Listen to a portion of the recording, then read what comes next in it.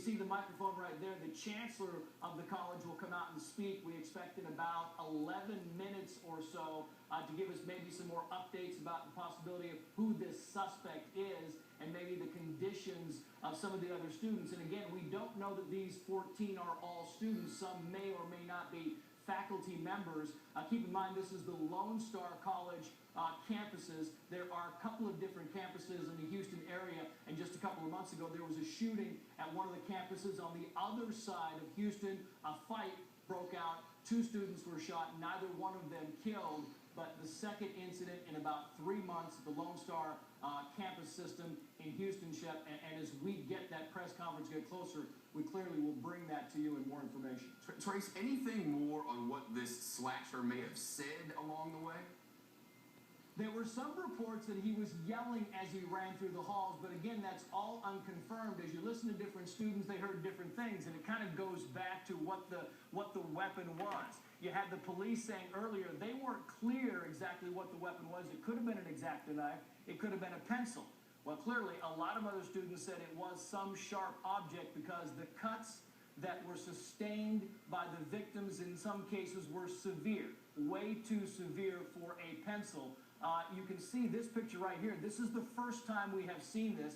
We haven't seen any pictures or video at all of inside the hallways. And we've only got descriptions from the witnesses who actually tried to get out of the way of this stabber and get inside the rooms, in some case huddling. You heard one student say they could only look. All right, people. This is the first video that I've made for this channel. And I would show my face, but right now I'm kind of looking shoddy today, so you're going to stare at the floor. But when are people going to learn that these gun-free zones create nothing but targets for these psychopaths? It's ridiculous.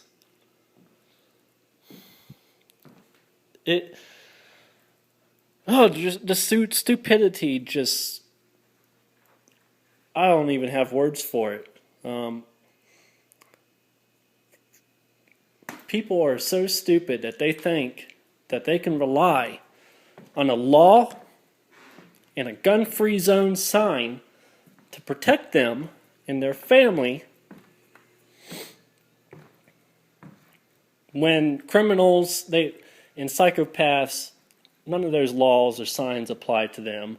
The sign isn't going to stop someone from carrying a gun into some school or a knife or whatever the freaking weapon is. And what's going to be next when we ban guns? Let's say that we completely banned guns today. What's going to be next? Drive-by stabbings like they have in Britain already? It's just ridiculous. It's time people woke up and put armed guards in these places. We need to get rid of gun-free zones and actually protect our children and our loved ones for once. It's just stupid. What else was I going to say? Oh, yeah. And the government is so concerned about gun violence and innocent lives being snuffed out. Yet the government is giving machine guns to the cartels in Mexico and to gangsters who, by the way, are operating with known terrorists, international terrorists like Al-Qaeda. The government is so worried about gun violence, yet they're giving machine guns to these people and letting them run amok in our country. It's bullshit. People need to stop listening to what the media says. The people need to start thinking for themselves and stop letting the media tell them how to think.